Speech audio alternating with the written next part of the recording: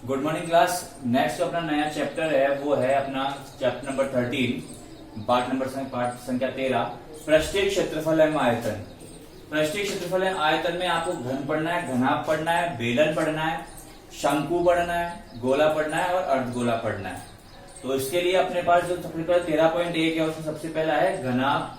घनाभ आप सब लोग पहले पढ़ के आए, 8 में पढ़ के आए। घनाभ का संपूर्ण पृष्ठीय क्षेत्रफल होता है 2 गुना लंबाई गुना चौड़ाई प्लस चौड़ाई गुना ऊंचाई प्लस ऊंचाई गुना लंबाई। और वक्र पृष्ठ का क्षेत्रफल होता है 2 गुना लंबाई प्लस चौड़ाई गुना ऊंचाई। ऐसे घन है, घन का संपूर्ण पृष्ठीय क्षेत्रफल होता है 6 गुना ए स्क्वायर। ए यहाँ पे भुजा होती है और वक्र पृष्ठ का क्षेत्रफल होता है 4 गुना ए स्क्वायर। वक्र पृष्ठ मतलब चारों दीवारों का क्षेत्रफल। अब देखो यहाँ पे एल होती है लंबाई, बी होती है चौड़ाई और एच होती है ऊंचाई। अब आपका जो उदाहरण नंबर 1 है प्रश्नावली का वो क्या कह रहा है उसको पढ़ते हैं।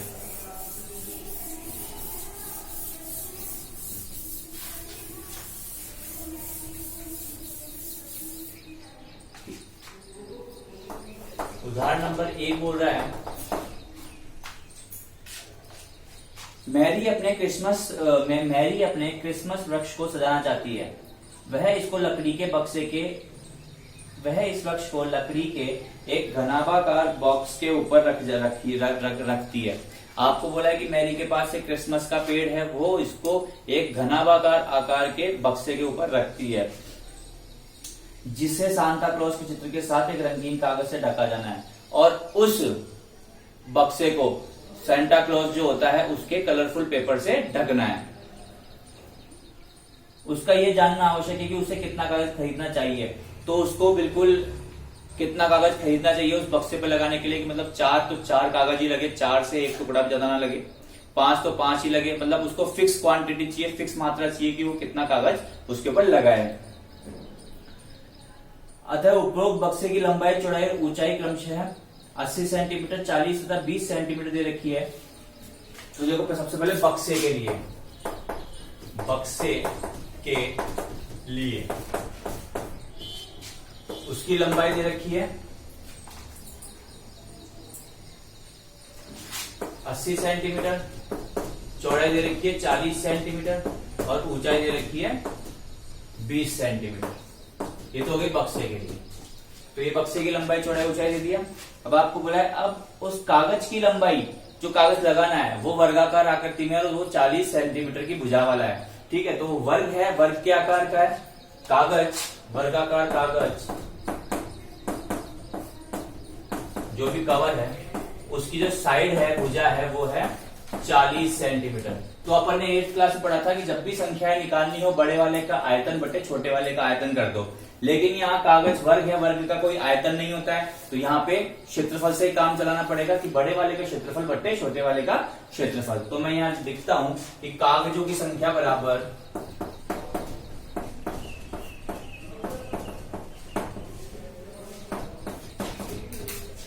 बड़े वाले का क्षेत्रफल। बक्सा बड़ा होगा सीधी सी बात है और कागज छोटा होगा, तो बड़े वाले का क्षेत्रफल मतलब बक्से का क्षेत्रफल बटे कागज का क्षेत्रफल।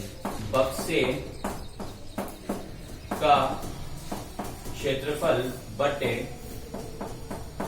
कागज का क्षेत्रफल। तो अब बक्से का क्षेत्रफल निकालने का सूत्र 2 गुना लंबाई गुना चौड़ाई प्लस चौड़ाई गुना ऊंचाई प्लस ऊंचाई गुना लंबाई बटे कागज वर्गाकार से आकार में तो वर्ग का क्षेत्रफल होता है भुजा स्क्वायर। आगे इसको सॉल्व किया तो 2 गुना लंबाई आपके पास है 80 गुना 40, चौड़ाई 80 गुना 40, लंबाई गुना चौड़ाई प्लस 40 गुना 20 प्लस 20 गुना 80 बटे ए स्क्वायर मतलब 40 का स्क्वायर।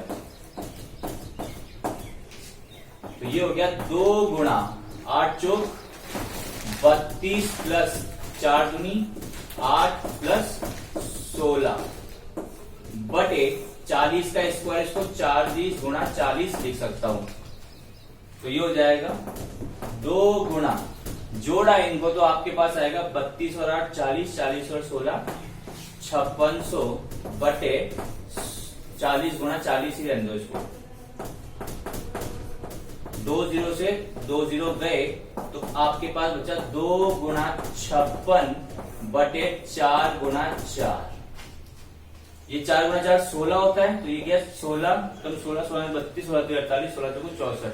तो ये किससे गया, 2 से, पहले तो 2 से काट दे, 2 का काम फिर खत्म हो जाएगा। तो 2 दूनी 4, ये 4 दूनी 8 हो गया, तो ये गया 4 दूनी 8, 8 दू 7 56, यानी कि 7 कागज उसको चाहिए। कितने आसान आसान उदाहरण है। अब ऐसे उदाहरण नंबर 2 भी सेम टू सेम यही बोल रहा है आपको। देखिए क्या बोल रहा है उदाहरण नंबर 2।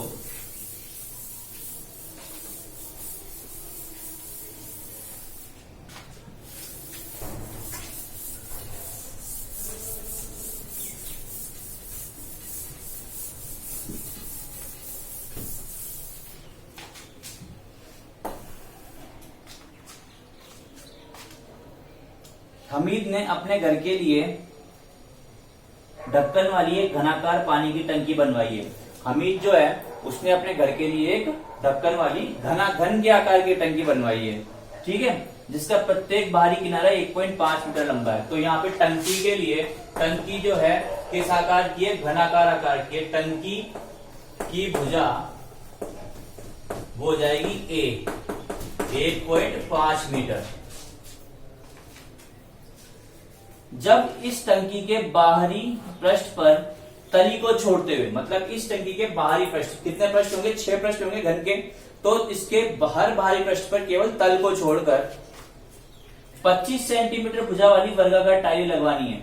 25 सेंटीमीटर भुजा की वर्गाकार टाइल लगवानी, मतलब तुम्हारे पास घनाकार टंकी है, उसके 1 2 3 4 और 5 और 6 फलक होंगे, ठीक है। तो इन 6 में से इस वाले को छोड़ दिया तो बचे कितने, 5। इन 5 फलकों पे क्या लगवानी है, उसको टाइल लगवानी है वर्गाकार आकृति की, जिसकी भुजा जो है वो 25 सेंटीमीटर की। इसको भी सेंटीमीटर में चेंज करूं तो ये हो जाएगा आपके पास 150 सेंटीमीटर, क्योंकि सेंटीमीटर में निकालेंगे फिर अपन आंसर। यदि टाइलों की संख्या 360 प्रति दर्जन है तो टाइल लगवाने में कितना खर्चा आएगा।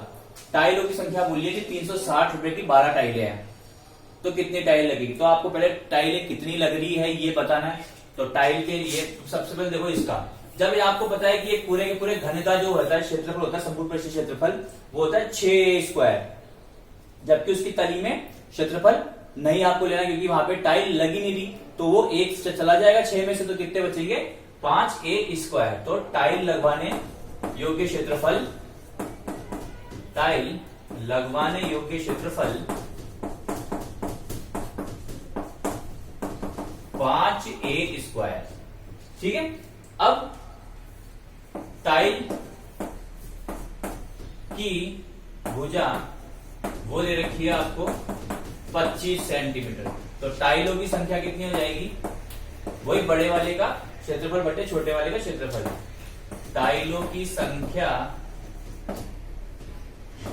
बराबर, बड़ा क्या है, टंकी, तो टंकी का क्षेत्रफल बटे टाइल का क्षेत्रफल। अब टंकी का क्षेत्रफल आपको पता है 5 स्क्वायर, 5 गुना ए का मान 150 गुना 150 बटे टाइल का क्षेत्रफल भुजा वर्गाकार आकार में, तो इसका क्या होगा, भुजा गुना भुजा, यानी भुजा का स्क्वायर।